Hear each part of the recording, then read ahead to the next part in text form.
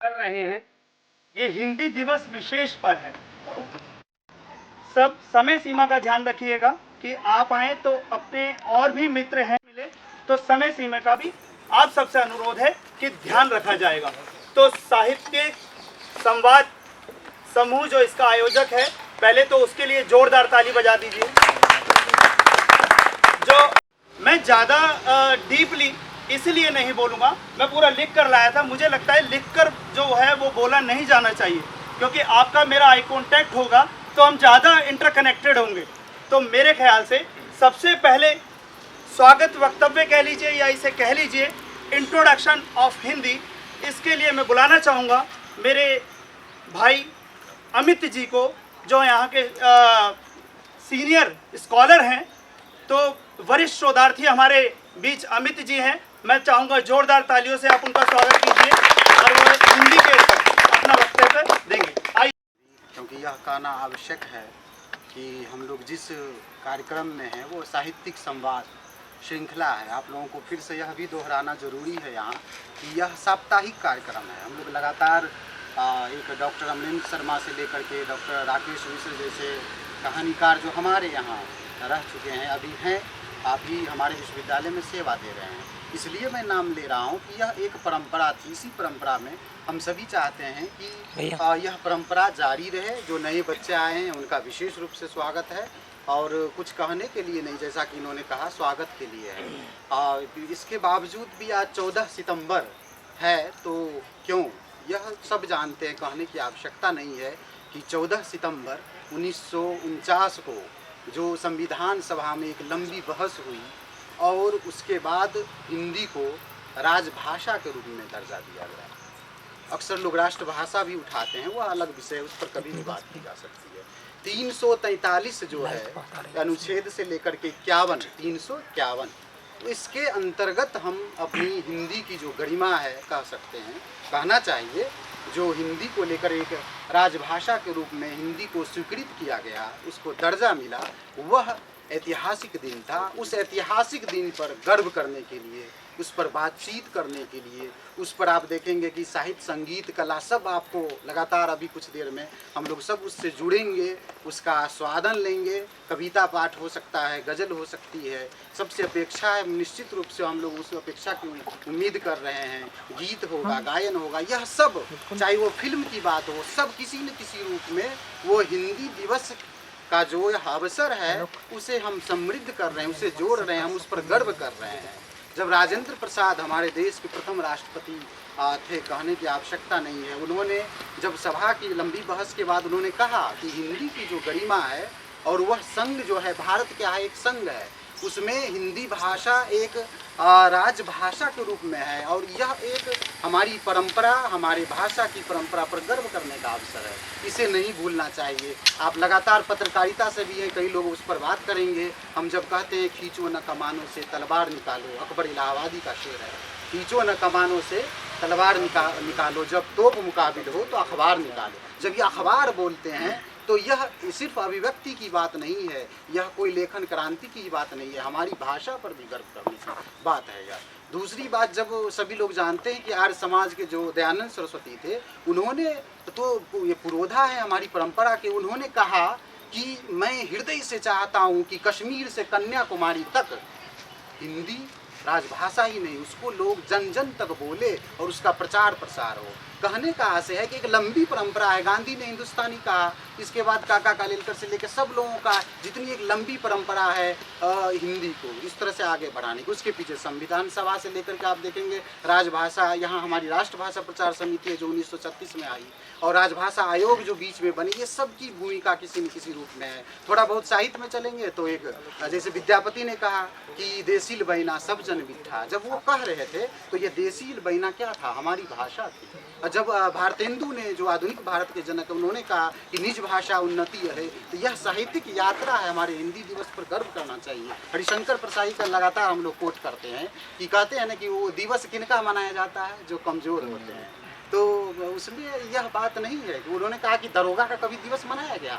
लगातार किसी ने मंच से हमारे चौबे सर ने एक बार कहा था, यह बात दोहराई थी, मुझे याद आ रहा है। मैं यहाँ यह कहना चाह रहा हूँ कि जो किसी भी परंपरा का या किसी भाषा साहित्य का जब उद्भव या उसका विकास होता है या उसके ऐतिहासिक दिन को याद करते हैं, तो उसके साथ साथ हम इसलिए भी उसकी प्रशंसा करते हैं कि हमारी कमजोरी क्या है।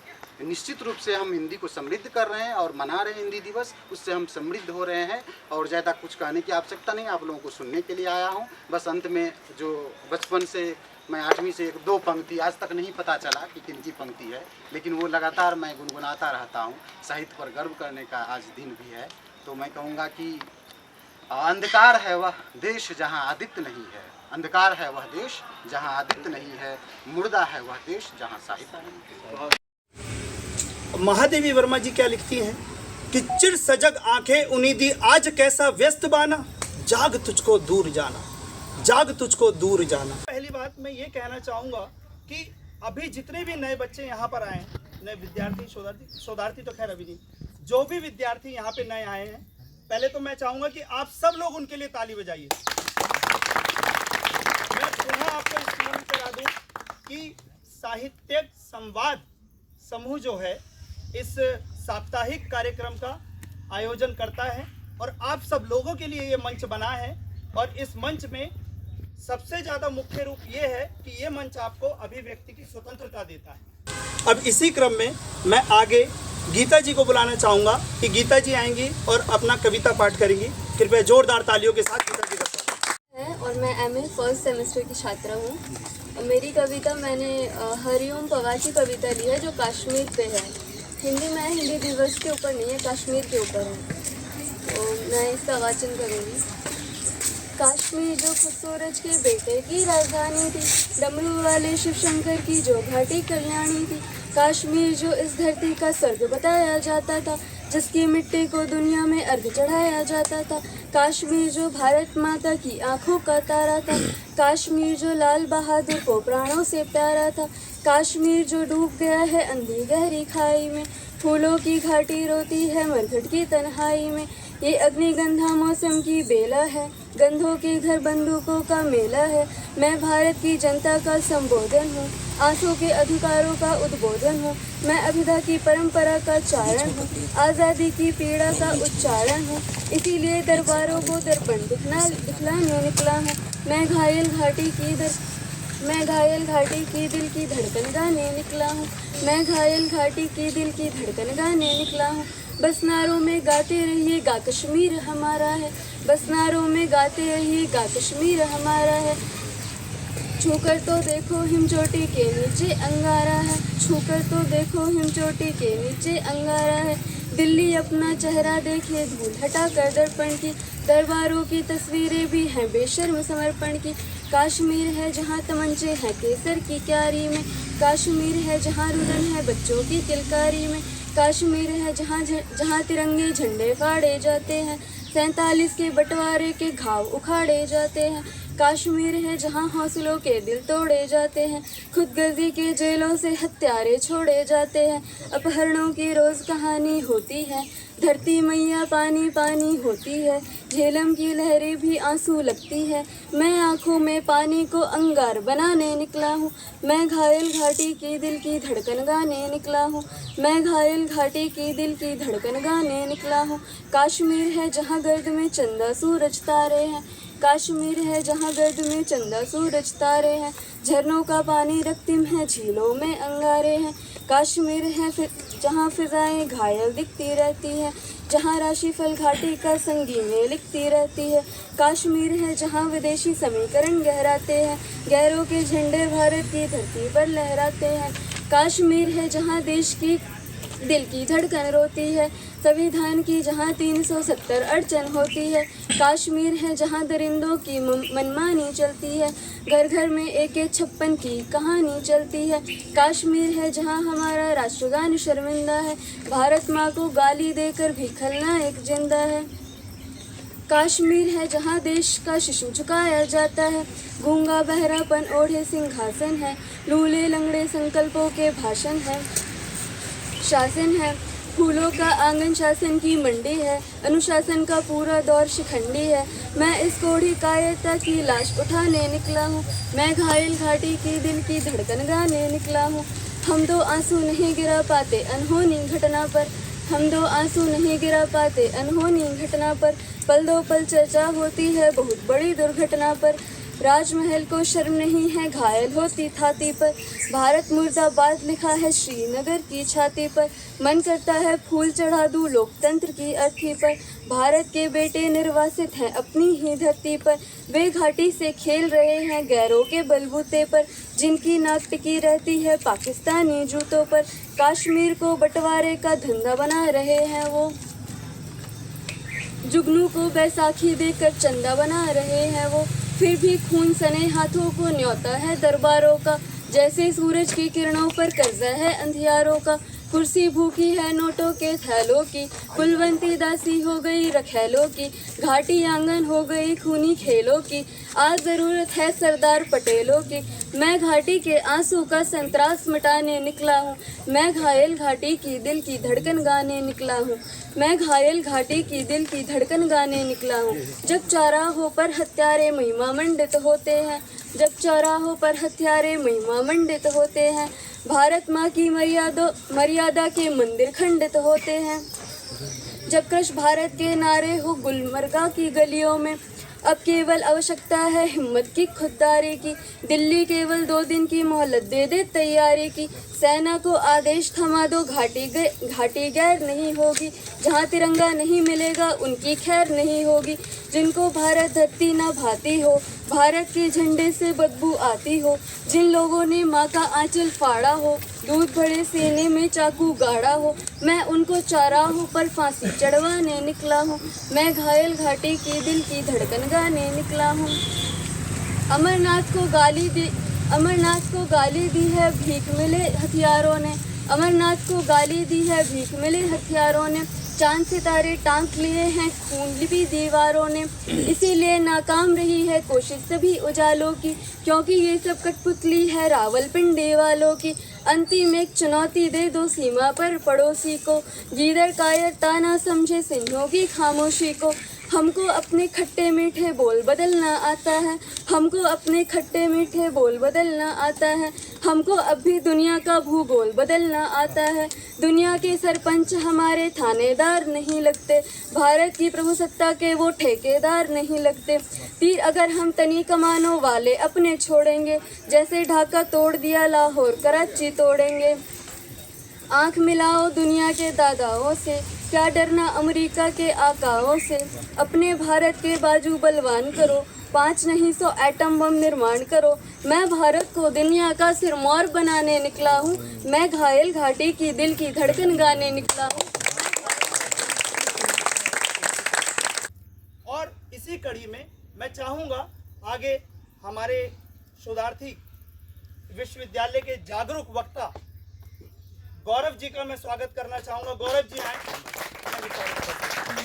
इस मंच के लिए जो आप सभी ने मिलकर क्रिएट किया है, बनाया है, विशेष रूप से अमित भैया और तमाम हमारे सीनियर, तमाम हमारे जूनियर, सभी को हिंदी दिवस की शुभकामनाएं।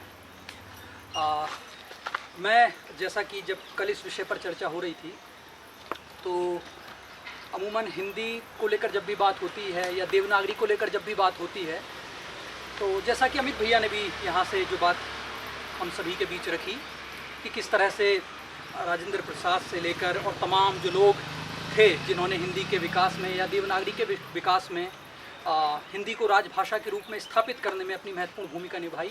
साथ ही इन्होंने बहुत सारे पत्र पत्रिकाओं का भी जिक्र किया। लेकिन बहुत सारे ऐसे लोग होते हैं जिनकी प्रत्यक्ष नहीं तो लेकिन अप्रत्यक्ष रूप से बहुत महत्वपूर्ण भूमिका होती है किसी भी काम को आगे ले जाने में, और उसी में एक नाम भगत सिंह का आता है। बहुत सारे सेमिनार होते हैं, संगोष्ठियाँ होती हैं हिंदी को लेकर बड़ी बड़ी विचार गोष्ठियाँ होती हैं, तमाम साहित्यकारों का जिक्र होता है, कवियों का जिक्र होता है, लेकिन कभी भी भगत सिंह की जो एक पीड़ा थी भाषा और साहित्य को लेकर, उस पर कभी जिक्र नहीं होता। तो मैं भगत सिंह का जो पत्र है उसी पर अपनी बात रखूँगा। उससे पहले मैं एक चीज़ आप लोगों से साझा करना चाहूँगा। ये फैक्चुअल डेटा है कि पिछले 50 वर्षों में हमने लगभग 220 से ज़्यादा भाषाओं को जो है खो दिया है, और 197 भाषाएं जो हैं, भाषाएं या बोलियां भारत की, वो अभी वेंटिलेटर पे है। मतलब वो रहेंगी कि नहीं आने वाले 10 वर्षों में, 15 वर्षों में, 20 वर्षों में, ये सबसे बड़ा सवाल है। तो अब यहाँ पर सवाल सबसे बड़ा ये खड़ा होता है कि क्या हिंदी, सिर्फ हिंदी को ही ध्यान में रखकर हिंदी पर ही पूरी तरह से केंद्रित होकर हिंदी को बचाया जा सकता है, या हिंदी के इतर जो क्षेत्रीय भाषाएं हैं जिसमें बुंदेली है, ब्रज है, आप सभी लोग अलग अलग सांस्कृतिक अंचलों से यहाँ पर आए हैं और आपकी अपनी अपनी मातृभाषाएं हैं। तो मैं कई बार ये खुद से भी महसूस करता हूँ कि जैसी बुंदेली मैं बोलता हूँ और जैसी बुंदेली मेरी माँ बोलती है, मेरी दादी बोलती है, उसमें ज़मीन आसमान का अंतर है। और मैं इस बात को भी महसूस करता हूँ कि अब चूँकि स्वाभाविक है, समाज धीरे धीरे आगे बढ़ा है, मेरा अपना जो संपर्क होगा या मेरी जो आने वाली पीढ़ी होगी, हो सकता है वो किसी सांस्कृतिक अंचल से हो, जो मेरी होने वाली धर्मपत्नी है या जो मेरी वाइफ है वो किसी और सांस्कृतिक अंचल से आ रही हो। तो ये जो भाषा का जो मिश्रण हो रहा है और इससे जो मेरी जो मेरी मातृभाषा है उस पर किस तरह का प्रभाव पड़ रहा है, ये सबसे बड़ा प्रश्न आज के समय में मुझे महसूस होता है, अंदर से महसूस होता है। क्योंकि हमने भी कई बार ये महसूस किया होगा कि एक लंबे समय तक अपने क्षेत्र विशेष से बाहर रहने के बाद जब हम अपने गांव में जाते हैं और वहाँ जाकर जब हम अपनी बात रखने की कोशिश करते हैं अपनी भाषा में, तो हम खुद में ही वो एक अंतर पाते हैं। तो सबसे बड़ा सवाल जो मैं आप लोगों के बीच छोड़कर जा रहा हूँ भगत सिंह के इस पत्र के बाद, कि क्या सिर्फ हिंदी कहने से ही हिंदी बच सकती है, या हिंदी के साथ अन्य जो दूसरी भाषाएं हैं, बोलियां हैं, उनके प्रति भी हमें सजग होना होगा। उनका जो साहित्य है, उनके जो गीत हैं, उनमें जो लिखा हुआ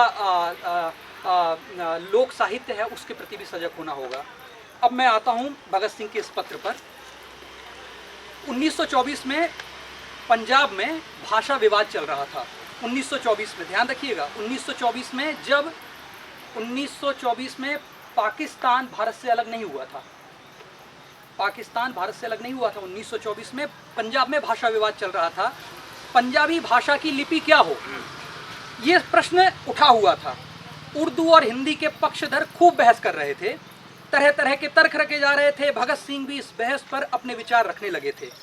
उन्हीं दिनों पंजाब की भाषा और लिपि पर भगत सिंह पंजाब हिंदी साहित्य सम्मेलन के बुलावे पर एक लेख लिख रहे थे।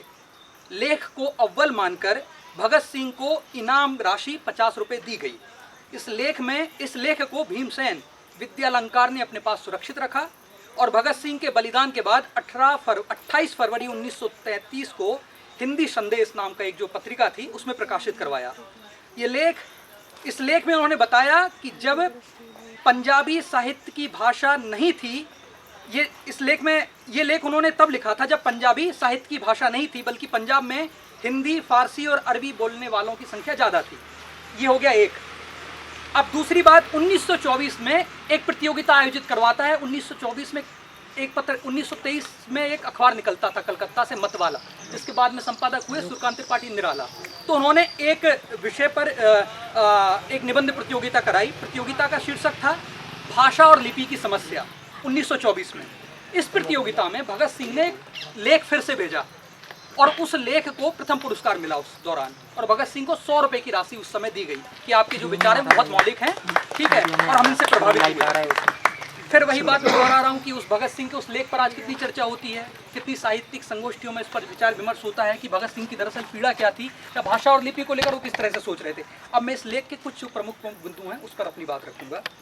भगत सिंह लिखते हैं, किसी भी समाज अथवा देश को पहचानने के लिए उस समाज अथवा देश के साहित्य से परिचित होने की परम आवश्यकता है, क्योंकि समाज के प्राणों की चेतना उस साहित्य के समाज से भी प्रतिबिंबित होती है।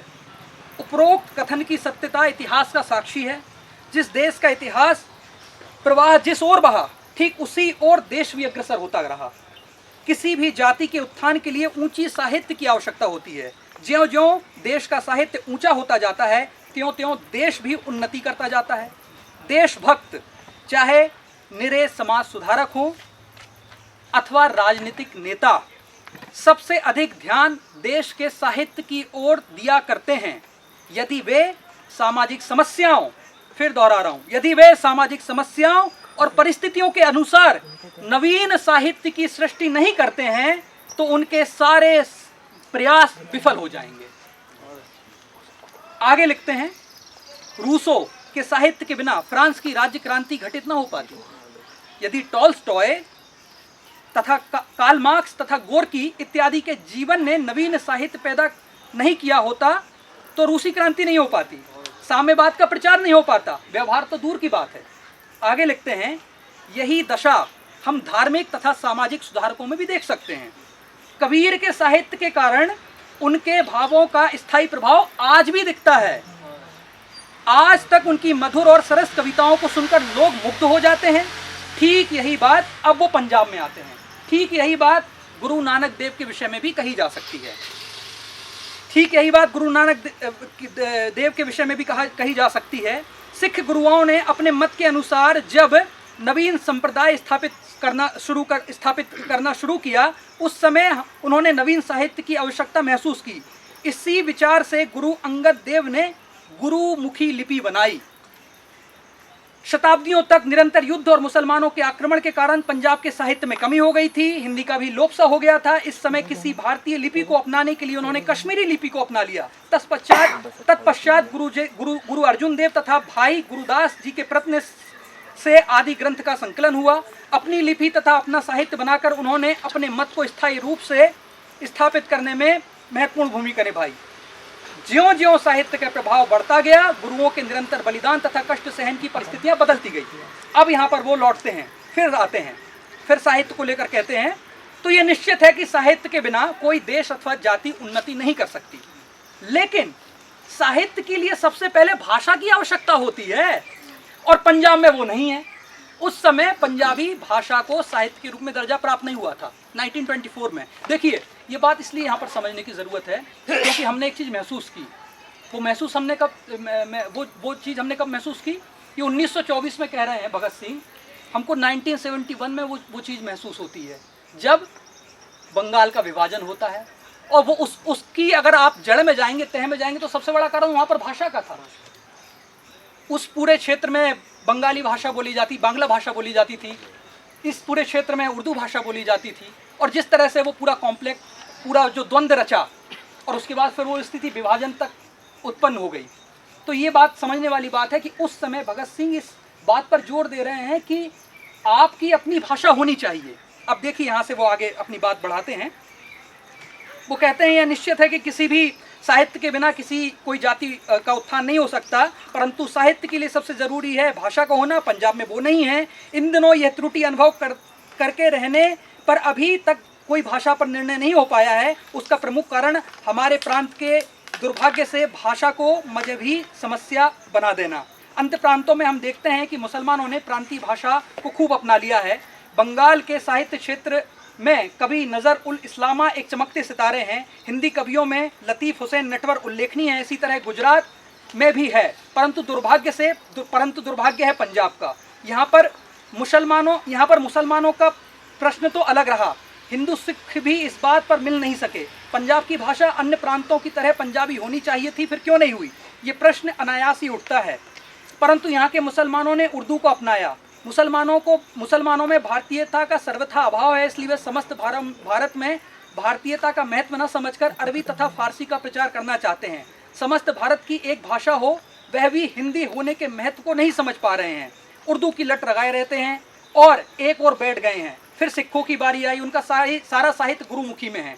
भाषा में अच्छी खासी हिंदी है, परंतु मुख्य पंजाबी भाषा, इसलिए सिख गुरुओं ने गुरुमुखी को नहीं छोड़ा है। शेष भारत में भारतीय भाषाएं और लिपियां प्रचलित हैं। ऐसी अवस्था में पंजाब में उर्दू का प्रचार कर क्या हम भारत से एकदम अलग थलग नहीं हो रहे हैं?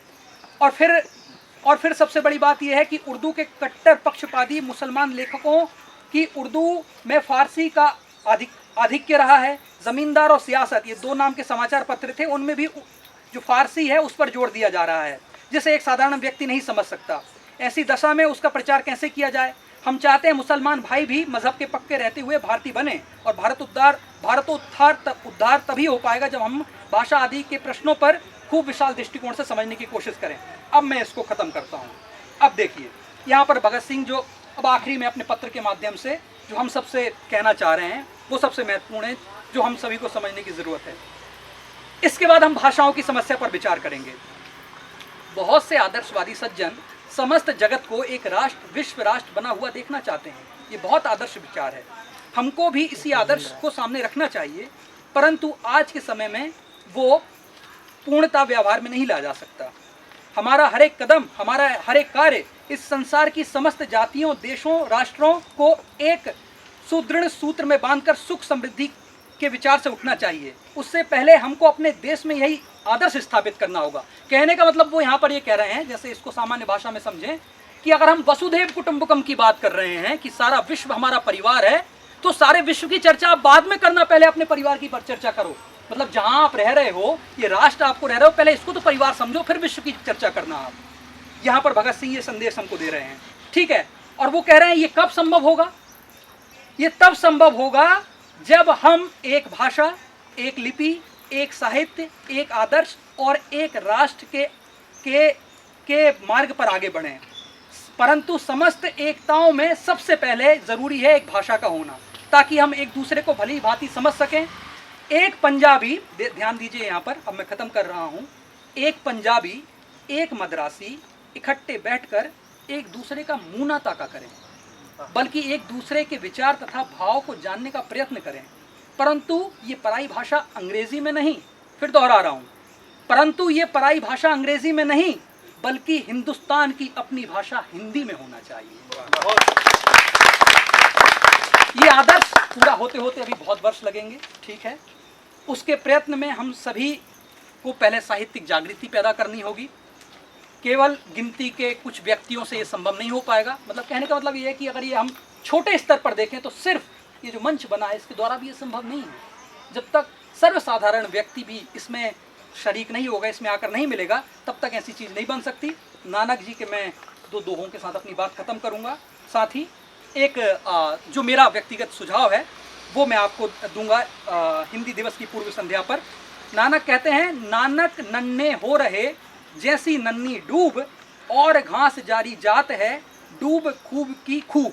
नानक सभी को दूब घास की तरह विनम्र और तुच्छ बनने के लिए कहते हैं, जबकि अन्य सभी घासें जल जाती है, दूब फलती फूलती रहती है। हिंदी को दूब बनना होगा। दूसरी बात, जो तो ही प्रेम खेलन दा चाओ, सिर पर ताली गली मोरे आओ, ते इत मार्ग जोड़ी धरजे, सिर दीजे कान नो दीजे। अगर तुम्हें प्यार का खेल खेलना है तो अपना सिर हथेली पर रखो, तभी मेरी गली आना। अगर तुमने इस रास्ते पर अपने पैर रखे हैं तो पीछे मत हटाना, भले ही तुम्हें अपनी जान से हाथ धोना पड़े। तो अगर हिंदी के उत्थान के लिए, हिंदी के विकास के लिए हम कुछ करना चाहते हैं, हमने अगर एक कदम आगे बढ़ा दिया है तो फिर हमें भले ही अपनी जान से हाथ धोना पड़े, हम इस रास्ते से पीछे नहीं हटेंगे। और कुछ बातें मैं चाहूँगा कि आप सभी लोग अपने हस्ताक्षर हिंदी में करें। मैं चाहूँगा कि सार्वजनिक जगहों पर आप हिंदी का प्रयोग करें। मैं चाहूँगा कि उपस्थिति पत्रक, जब गालिब में कार्यक्रम होता है, महादेवी में कार्यक्रम होता है, तो उपस्थिति पत्रक की आप भाषा देखिए। आप गिनेंगे कि इसमें कितने लोगों ने हिंदी में नाम लिखा और कितने लोगों ने हिंदी में हस्ताक्षर किए हैं। तो मैं चाहूँगा कि उपस्थिति पत्रकों में आप हिंदी भाषा का प्रयोग करें, क्षेत्रीय भाषाओं को महत्व दें, जिसकी जो अपनी क्षेत्रीय भाषा है उसको महत्व दें। मेरी बुंदेली है, हमारे रत्नेश भाई की भोजपुरी है, प्रदीप की हरियाणवी है। मैं इसके साहित्य से परिचित हूँ, ये मेरे साहित्य से परिचित हो। और उससे भी ज़्यादा महत्वपूर्ण है जो भगत सिंह कह रहे थे कि हम निरंतर साहित्यिक और भाषाई जागृति का काम करते रहें। आपने समय दिया, आप सभी के प्रति बहुत बहुत धन्यवाद। बहुत सुंदर विचार रखे गौरव जी ने। और भगत सिंह जी के लिए तो ये भी कहा गया है, हमारे मेरे छोटे भाई अभिषेक ने लिखी थी एक कविता, उसकी कुछ पंक्तियां हैं जो मुझे बहुत अच्छी, पर्सनली जो व्यक्तिगत रूप से बहुत अच्छी लगी थी, कि मकसद आला था जिनका खिदमते वतन, कि मकसद आला था जिनका खिदमते वतन, जान से ज़्यादा प्यारा था जिनको वतन, मरे थे जिए थे देश के लिए, और अंतिम सांस में भी था वंदे मातरम, अंतिम सांस में भी था वंदे मातरम। तो इन्हीं शब्दों के साथ हमारे बीच नए विद्यार्थियों में से कुशाल सिंह जी को मैं आमंत्रित करूंगा हिंदी पर कविता के लिए। कुशाल सिंह जी आइए और अपनी कविता प्रस्तुत करेंगे। भाइयों और मेरे दोस्तों को नमस्कार। हिंदी को मैं भाषा से ज़्यादा माँ कहना पसंद करता हूँ। तो कल हिंदी दिवस है और हम उसी को मनाने के लिए एकत्रित हुए हैं। 2020 के समय जब कोविड काल चल रहा था, जब मैंने नया नया लिखना शुरू किया था, तो मैंने एक कहानी लिखी थी जिसका शीर्षक बिंदी था। कहानी लंबी है, बहुत सारी चीज़ें उस कहानी में है। उस कहानी में एक प्रसंग आता है जहाँ एक कविता का जिक्र है जो हिंदी विषय और इंग्लिश विषय, हिंदी और इंग्लिश भाषाओं को लेकर एक प्रसंग वहाँ पर है। भैया ने बात की कि स्थानीय भाषाओं पर हमारी पकड़ मजबूत होनी चाहिए, स्थानीय भाषाओं पर हमारी पकड़ छूट रही है।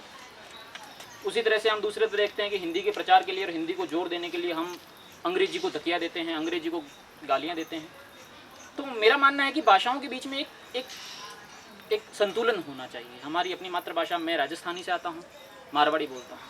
मेरी मारवाड़ी और हिंदी के अंदर बहुत अंतर है। उतना ही अंतर आप देख सकते हैं जितना कि आप हिंदी में और तमिल में देख सकते हैं, लेकिन तब भी मेरे लिए हिंदी उतनी महत्वपूर्ण है। तो सभी भाषाओं के बीच में एक संतुलन हो, लेकिन ध्यान रहे कि हम अपनी मातृभाषाएं जो हमारे सहारे जी रही हैं, मारवाड़ी मेरे सहारे जी रही है, हिंदी हमारे सहारे जी रही है, तो हम उसे बचाए रखें।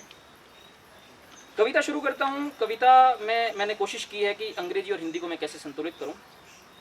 तो और क्योंकि यहाँ पर बहुत सारे भैया जिनको मैं सुनता आ रहा हूँ, कविता के बहुत बड़े दिग्गज यहाँ मौजूद हैं, तो मैंने कुछ नया नया लिखना शुरू किया था। तो सीधी सी बात है, बचकानी हरकत है मेरी। तो मैं पहले अपना माफ़ीनामा दर्ज करता हूँ, फिर मैं पढ़ना शुरू करता हूँ। जब होता हूँ प्रफुल्लित किसी बच्चे की तरह, जब होता हूँ प्रफुल्लित किसी बच्चे की तरह, या दीपोत्सव के प्रज्वलित दीपों की तरह, जिंदगी के कागज पर लिखे जाते हैं कुछ खूबसूरत लम्हे किसी गज़ल की तरह। होती है किसी से प्यारी मीठी बातें या किसी से कोई सुखद मुलाकातें, जीवन में जब आती है सुकून की महक बिल्कुल चाय में अदरक की तरह, जब मिल जाता है कुछ ऐसा कि जिसे बांट सकूं फूलों की पंखुड़ियों की तरह। ए अंग्रेजी, तब तुम मेरी जुबान बन सकती हो। किसी के मस्तिष्क पटल पर तुम छप सकती हो मेरी शख्सियत की किसी निशानी की तरह। तो जुबान बन सकती हो जब मैं बोलता हूँ अपनी उपलब्धि के लिए। जब मैं हम अपने अचीवमेंट के लिए बोलते हैं तो हम इंग्लिश में बोलना चाहते हैं। ये मेरी अपनी व्यक्तिगत धारणा है। तुम जुबान बन सकती हो जब मैं बोलता हूँ अपनी उपलब्धि के लिए किसी स्वाभिमानी की तरह। आता है जब सावन झूम झूम बार बार, तुम भी किसी बरसात सी होती हो। ए अंग्रेजी, तुम बिल्कुल प्रेयसी हो मेरी, प्रेमिका हो मेरी हर खुशी में तुम मेरे साथ होती हो। मगर जब हो जाता हूँ बीमार भीग कर तुम्हारी बौछारों से, या ठगा सा रह जाता हूँ रिश्तों के इन कारोबारों से, या दे जाता है कोई भरोसेमंद धोखा मेरे ईमान को, या देखता मरता हूँ किसी बेकसूर इंसान को, या होती है जब लानत किसी की बेवफाई पर, या होता है गुस्सा मन में किसी आतताई पर, कभी होती है कोई कराह किसी गहरे घाव के होने की, या होती है विरह वेदना कोई अमूल्य निधि खोने की। जब भर आता हूँ भीतर ही भीतर जहर के घूंट पी पी पर, तब हिंदी मेरी जुबान बन जाती है। तब हिंदी मेरी जुबान बन जाती है, मेरे दर्द का साक्षात प्रमाण बन जाती है, पूछती है जमाने से जवाब मेरे सवालों के, पीड़ा की गहराइयों का बयान बन जाती है। हिंदी कह देती है वह सब कुछ जो अंग्रेजी नहीं कह पाती है। हिंदी सुना देती है खरा खरा जहां अंग्रेजी चुप रह जाती है। अंग्रेजी परिचित है मेरे सिर्फ मीठे किरदारों से, अंग्रेजी परिचित है सिर्फ मेरे मीठे किरदारों से। हिंदी वाकिफ है बखूबी मेरे दर्द की दीवारों से। ए अंग्रेजी, ये लाइनें कुछ ज़्यादा गहरी हो गई है, नहीं ज़्यादा कि सुनिए 4 लाइनें आखिरी की। ए अंग्रेजी, तुम लिपस्टिक हो किसी प्रेयसी के होठों की। ए अंग्रेजी, तुम लिपस्टिक हो किसी प्रेयसी के होठों की, मगर मेरी हिंदी ये तो है जैसे मेरे माँ के माथे की गोल बिंदी।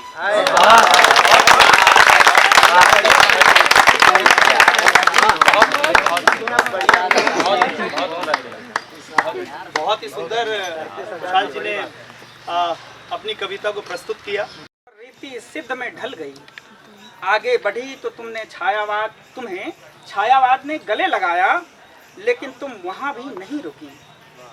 तुम पर आरोप भी लगे कि तुम रहस्यवादी हो गई हो, स्वच्छंदतावादी हो गई हो, लेकिन तुम्हें नहीं रुकना था, सो नहीं रुकी। तुमने प्रगतिवादी प्रयोगवादी उत्तर आधुनिकता काल तक की यात्रा पूरी की है।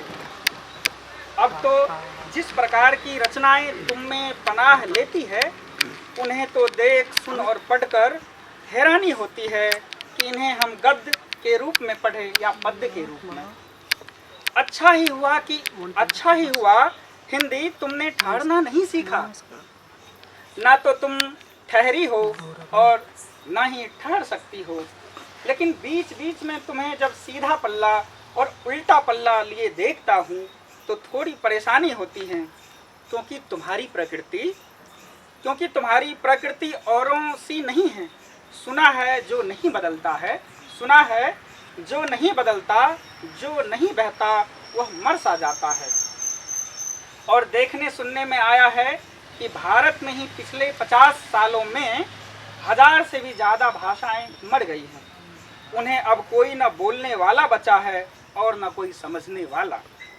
हिंदी तुम साथ रहना, पास रहना, ढाई की तरह हमें दुलारना।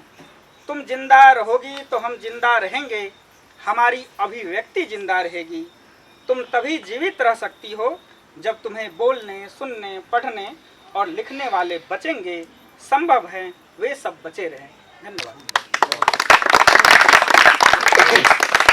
देखिए, कार्यक्रम में सजीवता बनाए रखेंगे हम लोग, और मेरे को दिख रहा है कि कार्यक्रम धीरे धीरे अब समापन की ओर बढ़ रहा है। इस चीज़ का ध्यान रखते हुए हम लोग कोशिश करेंगे कि कम समय में अपनी ज़्यादा बातें रखें। तो समय सक्रिय रहने वाले हिंदी साहित्य के इतिहास पर इनका काम है, तो रत्नेश तिवारी जी को आमंत्रित करना चाहूँगा। रत्नेश तिवारी।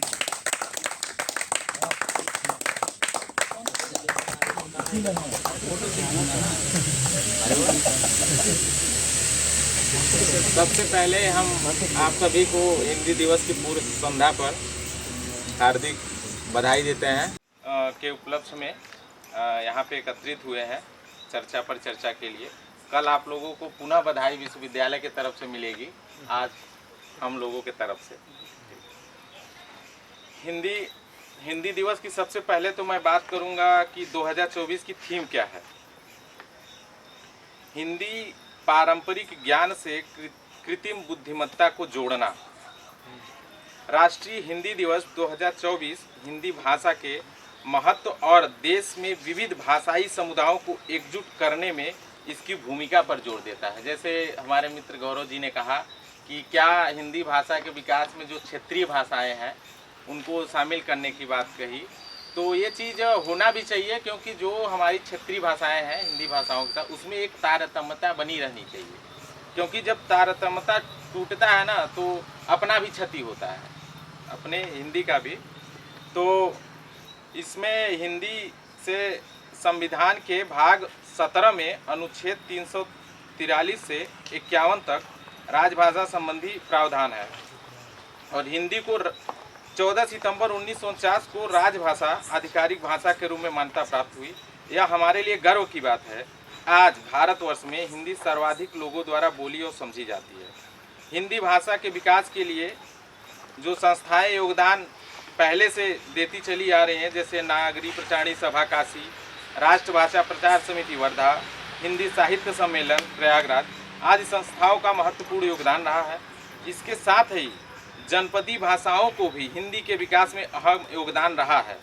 अगर हम हिंदी भाषा के इतिहास पर बात करें तो शुक्ल जी ने कहा कि हिंदी भाषा का इतिहास लगभग 1000 वर्षों का इतिहास रहा है। हमारी हिंदी की विकास प्रक्रिया मध्यकालीन आर्य भाषा पाली, प्राकृत, अभ्रंश से परिष्कृत होती हुई हिंदी के रूप में हमें प्राप्त होती है। हिंदी साहित्य के मध्यकाल को ग्रियर्सन ने ऐसे ही स्वर्णकाल नहीं कहा। उन्होंने उसके पीछे तर्क दिया कि जिस कालखंड में कबीर, तुलसी, जयसी जैसे कवियों की कविताएं जनमानस के हृदय में अपनी अमिट छाप छोड़ रही हों, उन्हें एकता के सूत्र में बांधने का कार्य कर रही हों, वह युग निश्चित रूप से हिंदी साहित्य का स्वर्णकाल कहलाने योग्य। आदिकाल के कवि अमीर खुसरो भी कहते हैं, वो अपने आप को तूतीय हिंद कहते हैं। वो कहते हैं कि अगर हमसे कुछ पूछना है, बात करना है, तो हमसे आप हिंदवी में बात करो, ठीक है, मैं आपको अच्छे ढंग से समझा सकता हूँ, बता सकता हूँ। और एक कथन है फादर कामिल बुल्के जी का कि हिंदी न केवल देश के करोड़ों लोगों की सांस्कृतिक और संपर्क भाषा है, वरन बोलने और समझने वाले लोगों की संख्या की दृष्टि से दुनिया की तीसरी भाषा है। भारत के सभी धर्मों और विभिन्न भाषा भाषियों ने हिंदी के विकास में योगदान दिया है, वह किसी विशिष्ट वर्ग, प्रदेश या समुदाय की भाषा न होकर भारतीय जनता की भाषा है। और लास्ट लाइन के साथ, हिंदी है हम, वतन है हिंदुस्तान हमारा। बहुत सुंदर, बहुत सुंदर। अब इसी क्रम में मैं चाहूँगा अभिषेक तैयार रहें, और इनसे पहले मैं अपने भाई प्रदीप जी को बुलाना चाहूँगा। प्रदीप जी बहुत ही सुंदर गजल पढ़ते हैं, और प्रदीप जी हमारे यहाँ शोधार्थी हैं हिंदी साहित्य विभाग का, और गजलों पे काम है। कृपया जोरदार तालियों से तेरे दिल से निकल कर देखना है, तेरे दिल से निकल कर देखना है, मुझे ये घर बदल कर देखना है। तेरे दिल से निकल कर देखना है, मुझे ये घर बदल कर देखना है, वो हटता ही नहीं है सामने से, मुझे जिसको पलट कर देखना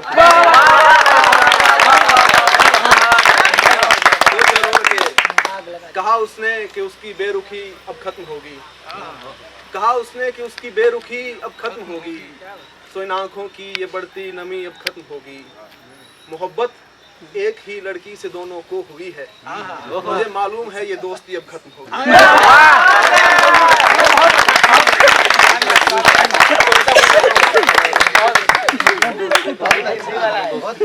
भैया दोस्ती करवा दिया, बहुत गलत था ये। कविता है, छोटी सी कविता है कि दादी कहती थी, दादी कहती थी रात को पेड़ मत हिलाओ, सो रही है चिड़िया, सूरज ढलने के बाद पत्ता न तोड़ना, सोता है पेड़, सोए कुत्ते को उठाने पर लगता है पाप, सांझ होते ही कहती छोड़ो खेलना और आओ सो जाओ।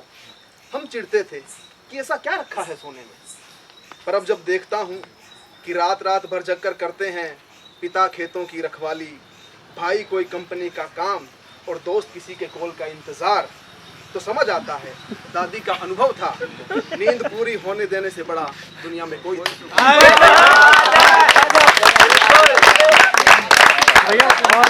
इसी श्रृंखला में मैं गजलों पर बात करने के लिए ध्रुव जी को आमंत्रित करूंगा। कृपया जोरदार तालियों के साथ ध्रुव जी का स्वागत करें। प्रदीप भैया गजल पढ़ रहे थे तो मुझे एक शेर याद आ गया कि कहीं कहीं से यार चेहरा तुमसा लगता है, कहीं कहीं से यार चेहरा तुमसा लगता है, तुमको भूल ना पाएंगे ऐसा लगता है। ना भूलो गाना बैठ गए आप, नहीं अच्छा है, बहुत तो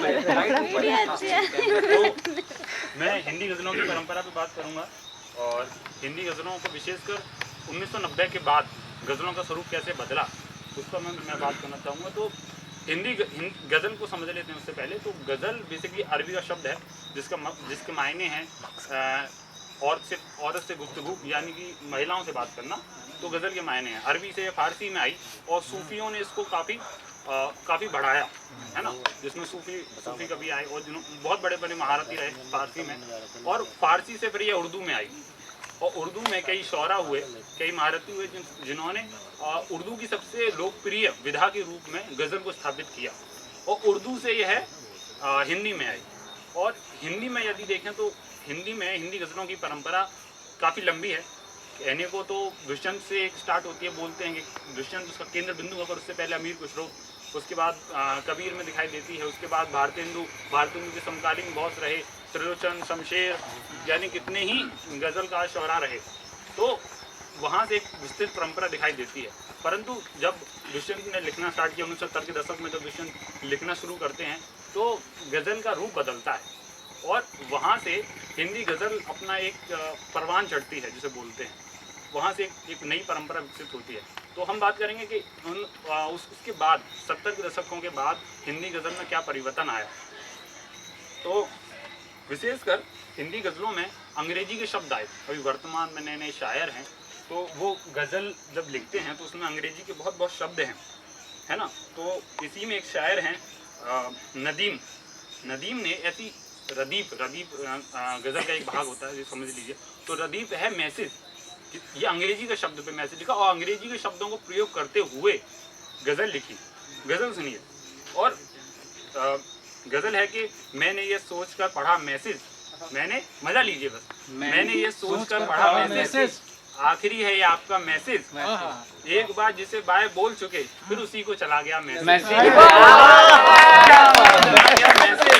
और लिखा था कि घर चले आओ, लिखा था कि घर चले आओ, राम जाने किसका था वो मैसेज, राम जाने वो किसका था मैसेज पहले लिखा। अब देखिए ये आप मुझे लगता है नए जो हैं वो सब मैच अपने आप से जोड़ेंगे कि पहले लिखा फिर मिटा दिया, पहले लिखा फिर मिटा दिया, फिर लिखा फिर भेज ही दिया मैसेज, उंगलियों चैन पड़ गया तुमको उसने इग्नोर कर दिया मैसेज। अब ये जो गजल है आप इसको देखिए कि ये गालिब की उस गजल से मिलती है जिसमें बहरे खफीफ है ना जो मिलता है, जिसमें गालिब की गजल आपने सुनी ही होगी कि दिले नादा तुझे हुआ क्या है, आखिर इस दर्द की दवा क्या है, या दुष्यंत की ये गजल के तू किसी रेल सी गुजरती है, इसमें भी सेम बहर है। रदीफ पूरा चेंज हुआ, नए मायने आए क्योंकि यहाँ शब्दों का एक नया रूप आया, हिंदी गजलों में शब्दों का एक नया रूप आया, नए बिंब आए। यहाँ पे इससे पहले लिखते थे कि चांद तारे चिराग दिया और इन्हीं जुगनू इन सब शब्दों पे गजल लिखी जा रही थी। जॉन साहब कहते हैं कि ये तकता है तू आसमां को क्यों, रहता है कोई आसमान में क्या, ये मुझे चैन क्यों नहीं आता, एक ही शख्स था जहान में क्या। तो ये जो आकाश ये चिराग या फिर बशीर बद्र साहब का शेर के लाख आंधियाँ आए चिराग जलें, मैं शेर भूल रहा हूँ मुझे माफ करिए, कोई बात नहीं। तो आगे बढ़ते हैं। तो गज़लों में ये तो आया ही, इसके अलावा सामाजिक सरोकार की दृष्टि से देखें तो गांव में मिलनसार की जो दृष्टि एक भूमिका जो लोगों ने इससे पहले बांधी थी वो यहाँ दिखाई देती है। और 1970 के दशक के बाद आप देखेंगे तो गज़लों में आपको ज़ाहिर कुरैशी दिखाई देंगे और उमलेश जी दिखाई देंगे, बशीर वो उर्दू में है पर हिंदी में भी वो दिखाई काफ़ी हद तक दिखाई देते हैं, ठीक है। तो ये गोपाल दास नीरज आपको दिखाई नहीं देंगे गज़लों में, तो वहाँ एक पूरी परंपरा है। तो यहाँ मुरब्बा राना साहब दिखाई देंगे जो आपको दिखाएंगे कैसे माँ पे गज़लें आएंगी, कैसे प्रेमिका की जुल्फों से निकल के यहाँ गज़ल माँ पे आई है ना, कि कैसे अगला शेर सुनिए कि इंटर पास किए गए, इंटर पास कैसे किए गए हमें पता है, कहा 81 लिखा 18 उल्लू है ना। उसके बाद मैं फिर से शेर पढ़ दे रहा हूँ, वो भी उल्लू हाँ हम भी उल्लू, जो ना समझो वो भी उल्लू। दहेज में मारुति पाई खुशी भई, बहू मिली बटन 18 उल्लू हो। और उसके बाद का शेर सुनिए कि सब ये डिग्री लेकर बेटा भटको ना, डिग्री लेकर बेटा भटको ना, हवा बनाओ गुब्बारा उल्लू हो। तो ये गजलें बदली। इसके अलावा मैंने पहले ही कहा कि कैसे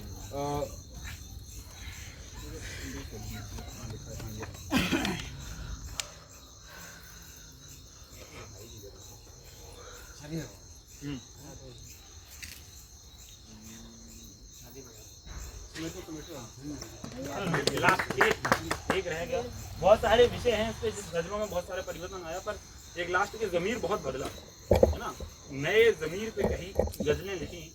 और ज़मीर आप सुनिए, बस एक लास्ट इसी के साथ ख़त्म करता हूँ कि हिज्र कहाँ तक सहो पाओगी, इक्स करो ज़मीर है इसका, कि हिज्र कहाँ तक इक्स करो, हाँ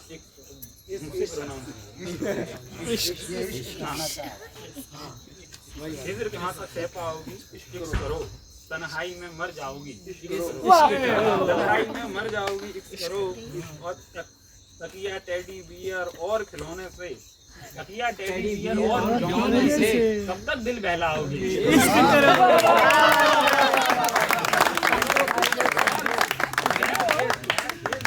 बहुत प्रासंगिक है, सुनिए।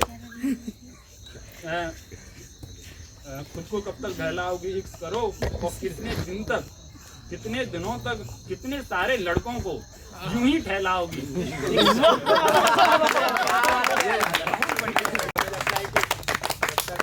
तो मुझे ऐसा तकल्लुफ़ दे दिया गया है, जुगनू तो लोगों का प्यार ऐसे लगा लिए हैं। और आप सभी लोग ये हिंदी दिवस की पूर्व संध्या पे उपस्थित हुए हैं, इसके लिए आप सभी लोगों का बहुत बहुत आभार। मैं एक गीत पढ़ूंगा, उसमें भाई मेरा साथ दे पाए। और अभी इसके पहले मैं थोड़े से अभी तक जो भी बात हुई है कि हिंदी के विषयों पर उसकी चुनौतियों को लेकर बात हुई है, किस प्रकार से उसका संवर्धन और संरक्षण किया जा सकता है, उस पर बात हुई है। मैं कुछ ऐसे तथ्य बताना चाह रहा हूँ जो हमारे लिए बहुत उपयोगी हो सकते हैं। वो भी ऐसे स्थानों पर जहाँ पर अगर आपको कोई पूछ ले कि आप हिंदी के बारे में क्या जानते हैं, कितना जानते हैं। तो चूँकि मैं हिंदी साहित्य का विद्यार्थी रहा हूँ और वर्तमान में मैं भाषा विज्ञान का विद्यार्थी हूँ, अध्येता हूँ, तो कुछ चीज़ें मैं जो आपको बताना चाहता हूँ कि जैसे कि अभी बहुत बार बोला गया कि जब 14 सितंबर 1949 को जब ये माना गया कि अब भारत की राजभाषा क्या होगी, क्योंकि भारत में इतनी विविधता थी, इतनी सारी भाषाएं हैं, तो एक बड़ी चुनौती थी कि किस भाषा को राजभाषा बनाया जाए। तो एक बड़ी चुनौती के समय ऐसी बड़ी चुनौती आई कि अब हम क्या करें। तो उस समय में राजेंद्र प्रसाद जी के समक्ष में जो पक्ष के द्वारा क्या है बराबर मात्रा में ऐसा बोलते हैं कि मतलब लोगों ने समर्थन दिया। ऐसा कहा जाता है कि लगभग दो पक्ष और विपक्ष से हिंदी को राजभाषा बनाया जाए या अंग्रेजी को राजभाषा बनाया जाए, इस पर लगभग 77 वोट पड़े। लेकिन राजेंद्र प्रसाद जी की हिंदी के प्रति अपनी अधिक आत्मीयता थी और वो भी एक अपना पक्ष रख सकते थे, अपना वोट दे सकते थे, इसलिए उन्होंने हिंदी को चुना था। लेकिन आपको जानकारी के लिए बताया दी जाए कि ऐसा कुछ भी नहीं हुआ था। सारे के सारे लोग, कुछ लोग ही ऐसे थे जो हिंदी के पक्ष में नहीं थे, ज़्यादातर लोग हिंदी के पक्ष में ही थे। ऐसा माना जाता है कि राजभाषा की जो डिबेट हुई थी वो 12 सितंबर से चल रही थी, और 12 सितंबर से चलने वाली वो जो डिबेट थी कि भारत की राजभाषा हिंदी को बनाया जाए कि अंग्रेजी को बनाया जाए, और उस 2.5 दिन के डिबेट के बाद में 14 सितंबर के दिन शाम को 6 बजे ये डिसाइड किया गया था कि अब भारत की राजभाषा जो होगी वो हिंदी होगी।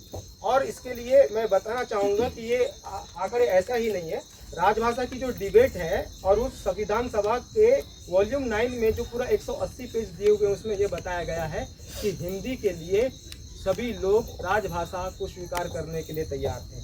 और जो कुछ बातें मैं जो इसमें बताना चाहूँगा भाषा वैज्ञानिक दृष्टिकोण से किस प्रकार से हमारी हिंदी है, कि जो हमारी जो हिंदी है वो इंडो आर्यन लैंग्वेज की भाषा है, आप लोगों को याद रखना होगा। और हमारे लिए खुशी की बात है कि हमारे देश के जो प्रधानमंत्री मोदी जी है, उनका अभी बीच में एक यूक्रेन जब गए थे तो उसमें चल रहा था, मार्क जुकरबर्ग से उनका संवाद चल रहा था, तो उन्होंने वैश्विक स्तर पर या आभासी माध्यम से लोगों तक पहुंचने के लिए अपने ही भाषा का प्रयोग किया। कि हमारे लिए और हिंदी के लिए गर्व का विषय है कि हमारे देश का प्रधान भी हिंदी भाषा में संवाद करता है।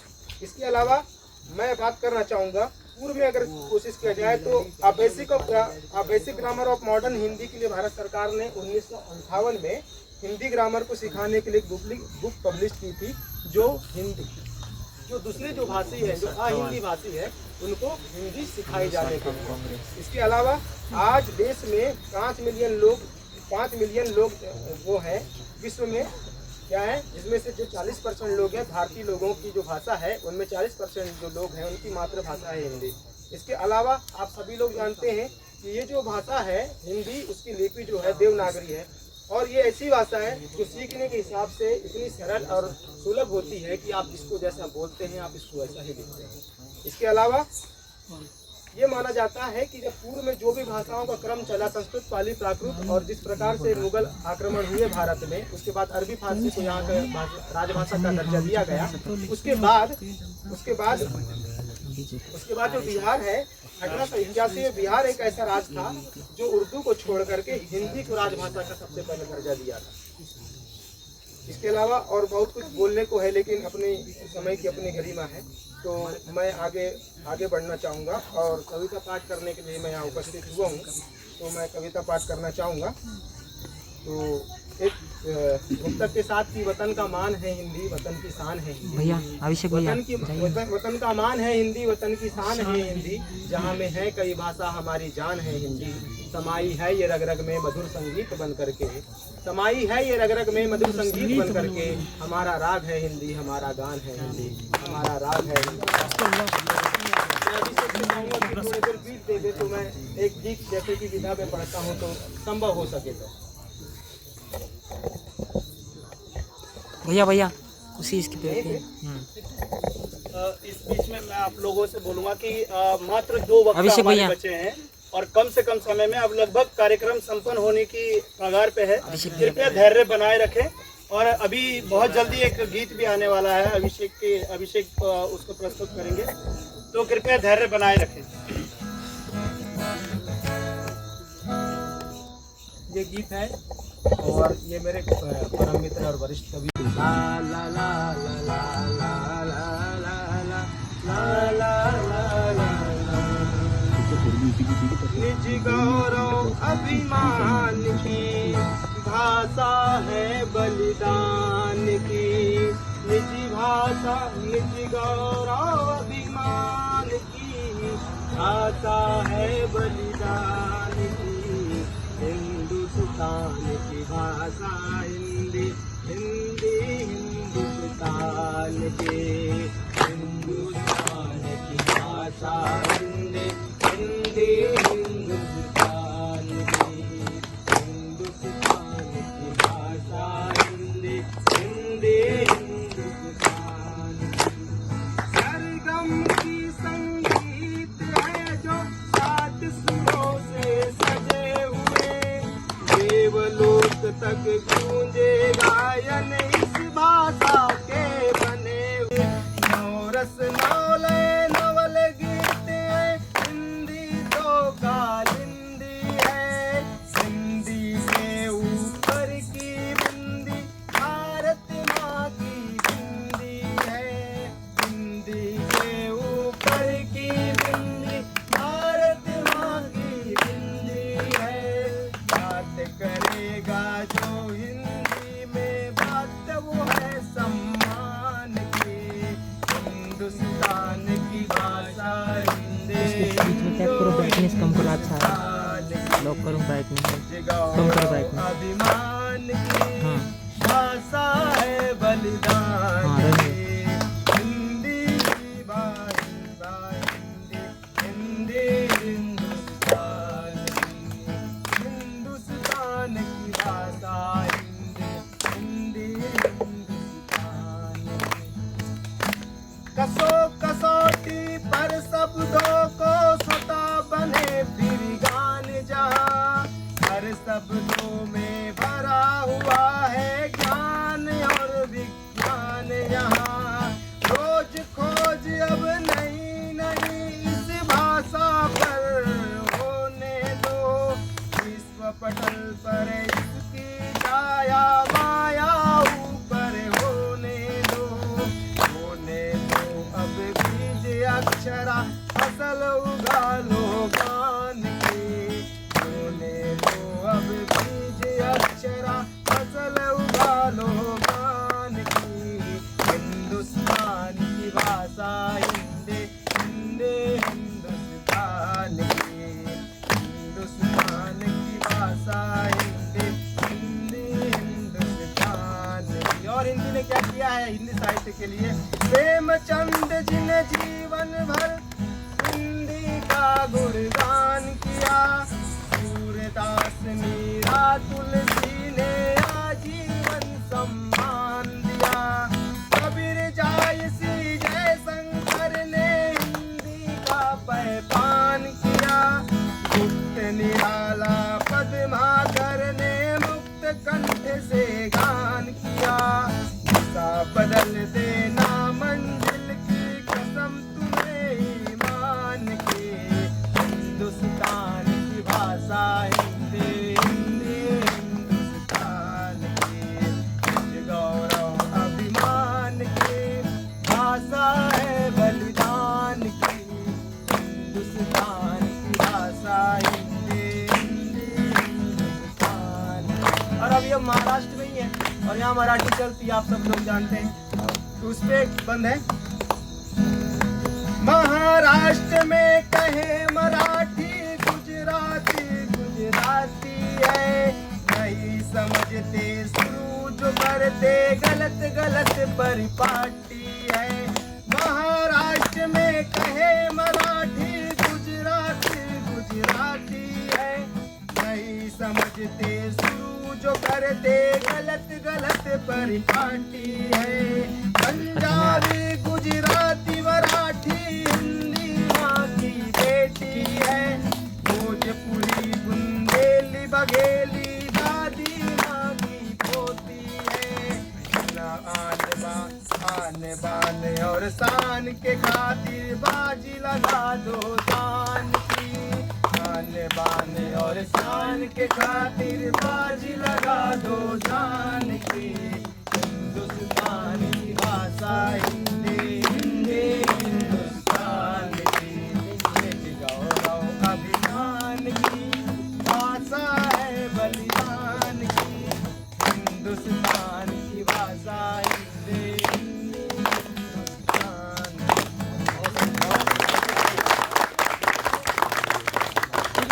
पत्रकारिता का जो भविष्य है उस पर हम थोड़ा बात करेंगे। और जैसा कि कुशल ने कविता पढ़ी, इस कविता पर मुझे केदारनाथ सिंह की कविता याद आई कि जैसे चींटियाँ लौटती हैं बिलों में, कठफोड़वा लौटता है काट के पास, वायुयान लौटते हैं एक के बाद एक लाल आसमान में, नैने पसारे हुए हवाई अड्डे की ओर। ओ मेरी भाषा मैं लौटता हूँ तुम में, जब चुप रहते रहते अकड़ जाती है मेरी जीभ, दुखने लगती है मेरी आत्मा। कुछ उसी तरीके का भाव लिए वो कविता रही। अब चाहे हम शुरू से अगर लल्लू लाल या सदर मिश्र से लेकर के हम परंपरा की बात करें हिंदी, और हिंदी ने अपना विकास कैसे किया, इस पर मुझे लगता है कि हिंदी साहित्य के सभी अग्रज यहाँ बैठे हुए हैं वो बेहतर तरीके से जानते हैं कि इतिहास कैसे शुरू हुआ और कैसे आज तक हिंदी किस हिसाब से है। जब अब हिंदी की बात कर रहे हैं तो हम हिंदी साहित्य को ज़्यादा मान करके चल रहे हैं कि हिंदी साहित्य ही हिंदी है। जो शुक्ल की बात होती है, अमूमन शुक्ल से ऊपर बढ़ना लोगों को अभी लगता नहीं कि शुक्ल से ज़्यादा बढ़ा जा सकता है, लेकिन अमीर खुसरो को भी आप देखें, खड़ी बोली का विकास, ये हमें नहीं भूलना चाहिए कि हिंदी का विकास जो अपभ्रंश से माना जाता है, तो बिना आज जो स्थानीय भाषाएं हैं उनको लिए हम हिंदी के उद्धार की कल्पना नहीं कर सकते। ज़्यादातर जो शब्द खत्म हुए, उन शब्दों के खत्म होने का कारण रहा कि हमारी जो लोक बोलियाँ रही वो खत्म हुई। लोक बोलियों को हमारे हिंदी साहित्य में इस कदर उपेक्षित किया गया है, वो लोक साहित्य ही पूरा एक समय तक उपेक्षित रहा। बहुत बड़े बड़े हिंदी साहित्य के इतिहास लिखे गए और बाद में एक परंपरा बनी, उसकी आलोचना की। आलोचना कर करके भी बहुत सारे लोगों ने हिंदी साहित्य को अपने हिसाब से लिखा, लेकिन लोक साहित्य बहुत बाद में कोर्स में शामिल किया गया कि लोक साहित्य पढ़ना चाहिए। उसके लिए भी कितना समय लोक साहित्य को विश्वविद्यालय दे रहे हैं मुझे नहीं पता। हम आते हैं सीधे पत्रकारिता पे। 2009 में हैदराबाद में एक बड़ी मीटिंग हुई जिसमें भारत के सभी बड़े संपादकों की मीटिंग की गई और इसमें पत्रकारिता के भविष्य पर चर्चा की गई कि भारतीय पत्रकारिता, खास करके हिंदी पत्रकारिता का भविष्य क्या होगा आगे के समय में।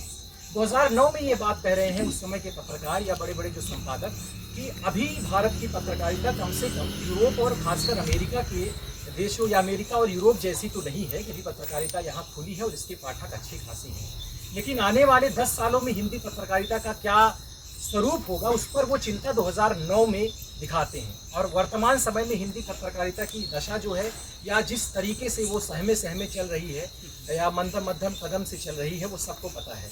और हिंदी पत्रकारिता पर ज़्यादा सेंसर इसलिए लगता है या स्थानीय पत्रकारिता, खासकर प्रांतीय भाषाओं की पत्रकारिता में, क्योंकि वो एक बड़े जन समुदाय को प्रभावित करता है, इसलिए ऐसी भाषाओं की पत्रकारिता पर रोक है। अंग्रेजी के अखबार कितने लोग पढ़ रहे हैं और कितने समझ रहे हैं और सरकार को अंग्रेजी अखबारों के आर्टिकल से कितना खतरा है, वो ज़्यादा वो लोग इस पर चिंता नहीं करते। खासकर उस पर कि अगर मराठी अखबार में कुछ छप रहा है या फिर हिंदी में कुछ छप रहा है तो उस पर।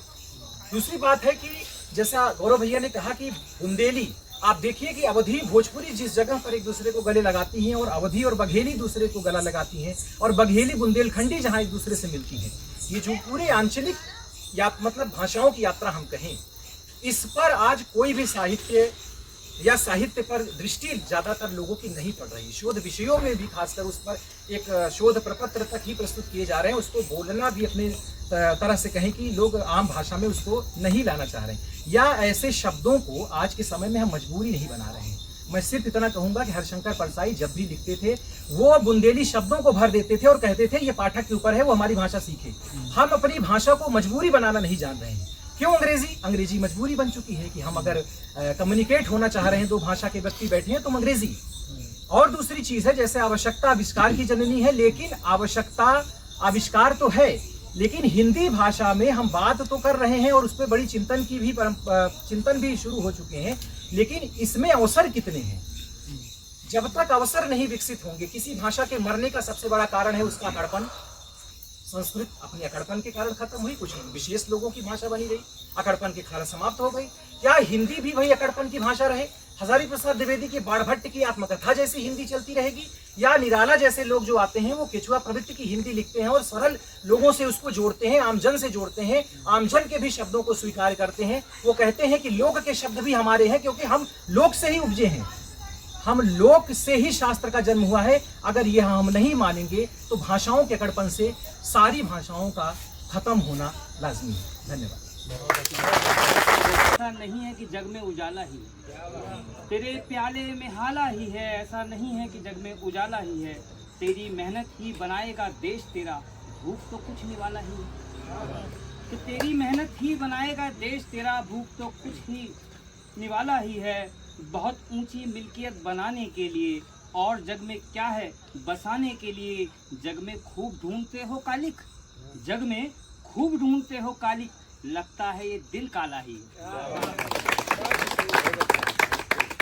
कबीर को याद कर लेना इसलिए वाजिब है क्योंकि शायद कबीर का जो हिंदी पे एहसान है, जो इस भाषा पे एहसान है, आप सोचेंगे कि इस साल से पुराने साल के जो सबसे ज़्यादा चर्चित शब्द रहे कोरोना, वो कैसे बना। एक शिप स्वीडन से अमेरिकी बेड़े के पास आके लगा, उस शिप के अंदर सारे लोग संक्रमित थे, और उसका जब व्यक्ति का वायरस देखा गया तो देखा गया उसके ऊपर एक रानी के क्राउन की तरह एक ताज बना हुआ था। तो एक शब्द पड़ा करोना, जिसका चरित्र एक क्राउन की तरह है। तो शब्द ऐसे बनते हैं। इससे पहला शब्द इससे पिछले साल का है झक्कास, अनिल कपूर साहब का बहुत चर्चित शब्द है। तो शब्दों का बहुत महत्व है। देशी भाषाओं से जब तक आप कुछ नहीं लेंगे, आप भाषा को नहीं प्राप्त कर सकते। हिब्रू की पहचान आप जानते हैं, बहुत मरीबी भाषा को कार्ल मार्क्स और उन्होंने उठाया, और आज हिब्रू इजराइल के रूप में कितनी बड़ी भाषा बन चुकी है आप जानते हैं।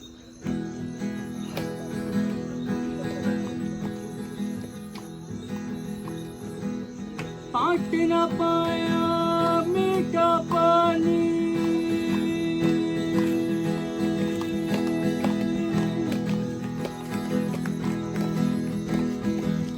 पाट न पाया मीठा पानी, और व्यक्ति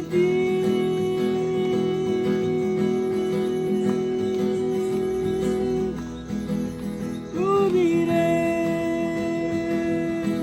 मन गसूरी रे, जग गसूरी रे, बात हुई ना पूरी रे, रंग गसूरी रे, जग गसूरी रे, बात हुई ना पूरी रे। आपके ऊपर ये शेर, मन कस्तूरी कब हो जाता है। एक मृग जिसको ये समझ में नहीं आता कि खुशबू अंदर है और पूरे जंगल को ढूंढने निकला है, पागल हो जाता है साहब, जैसे हम तुम पागल हो गए हैं, सोचते कि कहीं और सुकून मिलेगा। खोजे अपनी गंध न पावे, खोजे अपनी गंध न पावे, चादर का पैर बंद न पावे, बिखरे बिखरे छंद सा टहले, गेहूं में ये बंद न पावे, दोहों में ये बंद न पावे। नाचे हो के बिकी लड्डू, नाचे हो के बिकी लड्डू, खोजे अपनी दूरी रे, मन का दूरी रे, जग का दूरी रे, बात हुई ना पूरी रे, जग का दूरी रे, मन का दूरी रे, बात हुई ना पूरी रे।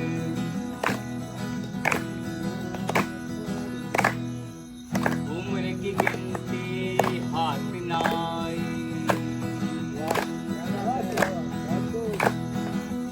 उम्र की गिनती हाथ न आई, पुरखों ने ये बात बताई, उल्टा करके देख सको तो,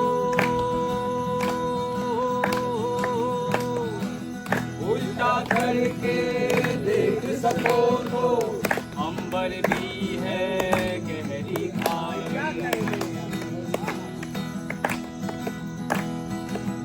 रेखाओं के पार ये जग को, रेखाओं के पार नजर को, जिसने फैसा अंधे मन को, सतरंगी बाजार का खोला, फिर तो झूमा बावला होके, फिर तो झूमा बावला होके, फिर तो झूमा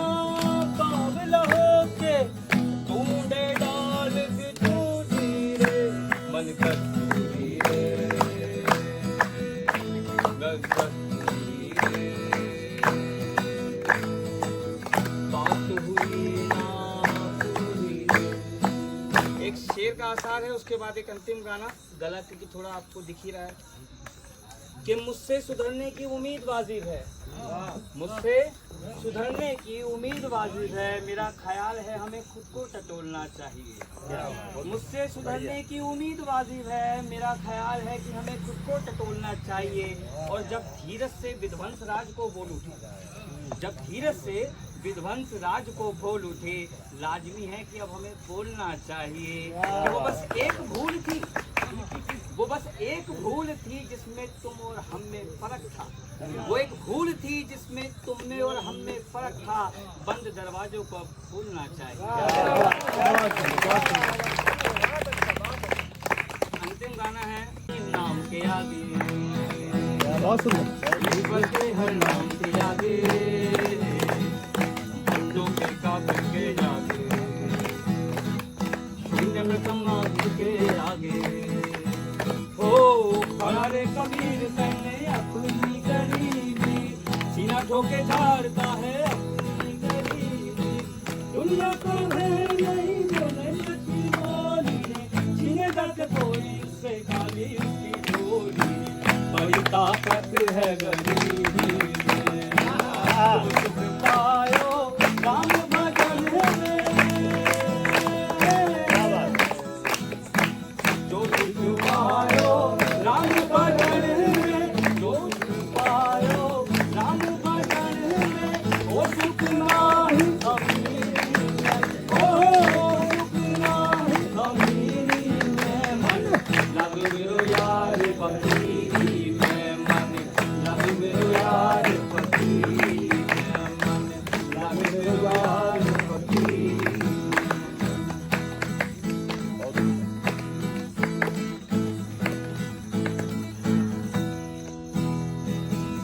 आखिर ये तन खाक में मिलेगा,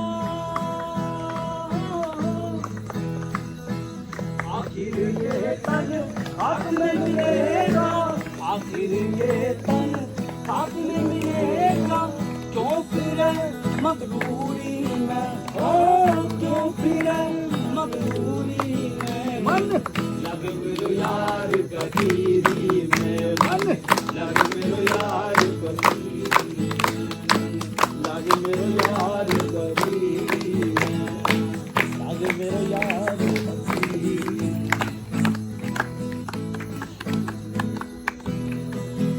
कह कबीर सुनो भाई साधो, कह कबीर